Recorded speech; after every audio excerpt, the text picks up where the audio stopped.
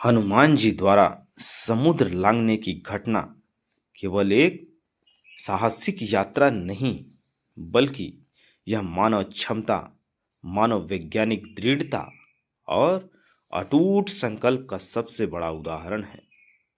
गोस्वामी तुलसीदास जी ने सुंदरकांड में इसका जो वर्णन किया है, वह आज के मैनेजमेंट और मोटिवेशनल युग में भी पूरी तरह सटीक बैठता है। आइए इस महागाथा को विस्तार से समझते हैं। हनुमान जी का समुद्र लांघना संकल्प से सिद्ध तक की महागाथा है। आत्मबोध। हनुमान जी को सोई हुई शक्तियों को जगाना। कहानी की शुरुआत महेंद्र पर्वत के तट से होती है। सामने 100 योजन लगभग 800 मील का विशाल समुद्र था।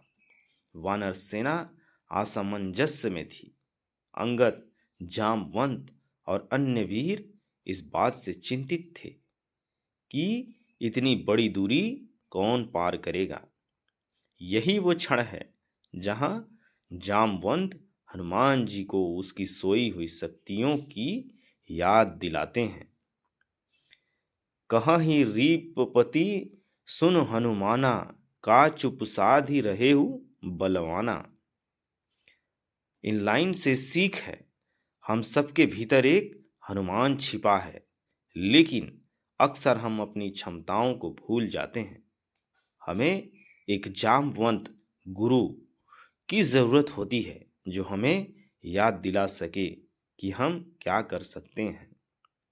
पहली बाधा, मैनाक पर्वत, प्रलोभन और आराम से किस तरीके से बचना है। जैसे ही हनुमान जी ने छलांग लगाई, समुद्र के भीतर से मैनाक पर्वत प्रकट हुआ। उसने हनुमान जी से प्रार्थना की कि वे थक गए होंगे, थोड़ा विश्राम कर लें। हनुमान जी ने उसे हाथ से छुआ और सादर प्रणाम किया, लेकिन रुके नहीं। उन्होंने कहा, राम काज केहू बिनु मोहि कहाँ विश्राम। इन लाइनों से सीख है कि जब आप किसी बड़े लक्ष्य गोल की ओर बढ़ते हैं तो रास्ते में आराम और सुविधाएं, कंफर्ट जोन जो आपकी लुभाएंगी। एक सफल व्यक्ति जानता है कि जब तक लक्ष्य प्राप्त ना हो जाए, विश्राम करना पतन की शुरुआत है। दूसरी बाधा, सुरसा, बुद्धि और चतुराई की परीक्षा हनुमान जी से सीखना है।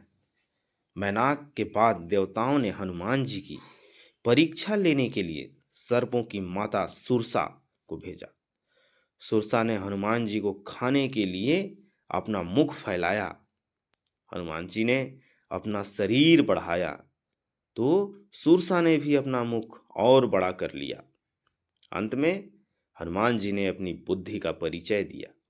वे अति लघु छोटे रूप में उसके मुख में प्रवेश कर तुरंत बाहर निकल आए।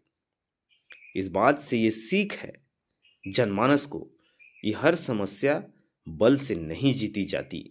कुछ समस्याओं के समाधान के लिए आपको विनम्र, फ्लेक्सिबल, लचीला होना पड़ता है। अहंकार छोड़कर झुकना भी बुद्धिमानी है। तीसरी बाधा, सिंहिका, नकारात्मक और मानसिक जकड़ता। समुद्र में एक छाया पकड़ने वाली राक्षसी रहती थी, सिंहिका। वह आकाश में उड़ने वाली परछाई पकड़कर उन्हें खींच लेती थी। यह बाधा मानसिक भ्रम और अदृश्य शत्रुओं का प्रतीक है। हनुमान जी ने बिना देरी किए उसे मारकर उसका अंत कर दिया। इस बात का सीख है जनमानस को कि समाज में ऐसी ही कई ताकतें होती हैं जो सीधे सामने नहीं आती, लेकिन आपकी प्रगति की परछाई, प्रोग्रेस को खींचकर आपको पीछे ढकेलना चाहती हैं। ऐसी नकारात्मकता को तुरंत पहचान कर खत्म कर देना चाहिए। लंका में प्रवेश करना इतना आसान नहीं था हनुमान जी के लिए। सतर्कता और रणनीति। जब हनुमान जी लंका पहुंचे तो उन्होंने सीधे युद्ध नहीं किया, उन्होंने छोटा रूप धारण किया ताकि वे गुप्त जानकारी जुटा सकें। लंकिनी लंका की प्रहरी थी, उसको परास्त कर उन्होंने सिद्ध किया कि वे केवल दूत ही नहीं बल्कि योद्धा भी हैं। इस प्रसंग की मुख्य मोटिवेशनल स्तंभ आत्मविश्वास, सेल्फ कॉन्फिडेंस।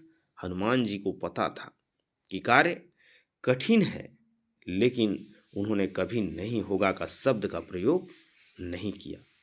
उनका आत्मविश्वास उनके आराम नाम उद्देश्य के प्रति समर्पण से आता था। समय प्रबंधन, अगर किसी के पास समय का उलटफेर है तो कृपया समझें टाइम मैनेजमेंट हनुमान जी के पास किस प्रकार का था।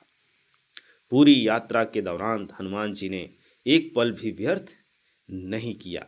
वे जानते थे कि सीता माता का पता लगाने के लिए समय बहुत कीमती है।